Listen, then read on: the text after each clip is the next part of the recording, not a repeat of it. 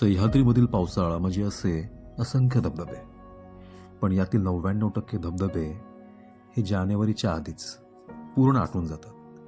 पण आज आपण सिंधुदुर्ग जिल्ह्यातील अशा एका धबधब्यापर्यंत जाणार आहोत, जो अगदी फेब्रुवारीपर्यंत सुद्धा प्रचंड वेगाने वाहतोय. आणि त्यासाठी आपल्याला जावं लागेल पालमळई या गावात.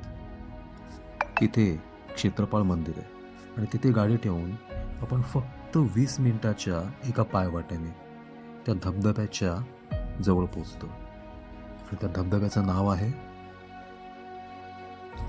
येरो. चला त्या धबधब्याकडे जाऊ.